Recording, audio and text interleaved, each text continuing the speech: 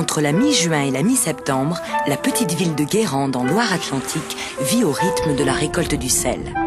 On trouve ici plus de 2000 hectares de marais salants. Les paludiers ont façonné ce paysage unique au monde sur un sol argileux qui offre des qualités d'étanchéité nécessaires à la réalisation des marais salants. Depuis plus de 1000 ans, la saline ressemble à un labyrinthe avec différents bassins aménagés dans l'argile. Le but du jeu, faire circuler l'eau de mer le plus longtemps possible dans ces bassins pour qu'elle gagne en salinité. Tout le talent du paludier consiste donc à effectuer de minutieux réglages de niveau à l'aide de planches en bois ou en ardoise qui font office de petites écluses. Lors des grandes marées, l'eau va s'engouffrer dans les étiers. Elle va passer sous le talus et rejoindre la vasière, un bassin qui sert surtout de réservoir de stockage pour le paludier. L'eau peut alors commencer son petit bonhomme de chemin, mais toujours sous l'œil vigilant du paludier. Grâce à un réglage, on règle encore une différence de niveau, on règle notre eau. C'est le deuxième réglage d'eau. Dans les adernes, la partie devient de plus en plus sérieuse, car l'eau est ici très concentrée en sel. Tout le talent du paludier consistant à maintenir le niveau de l'eau à 2 cm. C'est l'avant-dernière étape avant la cristallisation. Les adernes, vous voyez, c'est des plus grandes pièces et ça nous permet d'avoir de l'eau pour alimenter les œillets pour une journée. Car c'est ici, dans les œillets, que la partie finale va se jouer.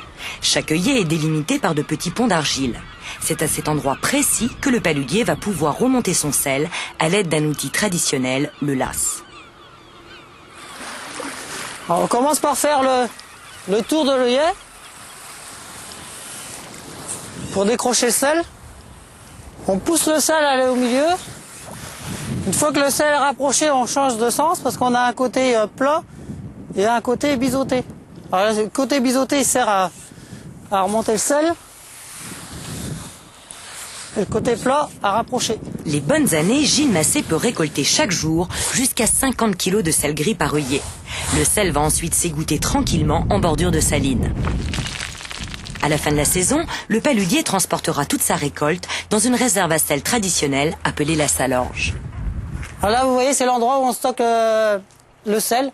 Là, il y a à peu près pour 1 an et demi, 2 ans de stock, quoi, pour un paludier qui fait une 50aine de marais.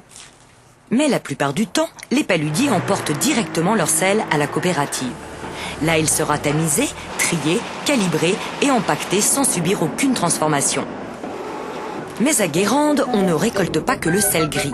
Depuis quelques années, c'est surtout la fleur de sel qui est très prisée. Elle représente le caviar du paludier et du gastronome. La récolte est 10 fois moins importante que le sel gris, mais elle coûte 10 fois plus cher. La fleur de sel se forme en effet uniquement sous l'action d'un vent sec, juste à la surface de l'œillet. Jadis, elle était en grande majorité cueillie par les femmes de paludier. Alors la fleur de sel est un sel qui se forme sur l'eau uniquement et qui est cueilli avant de récupérer le gros sel qui lui est cristallisé au fond et on défrait donc la fleur de sel si on prenait le sel avant.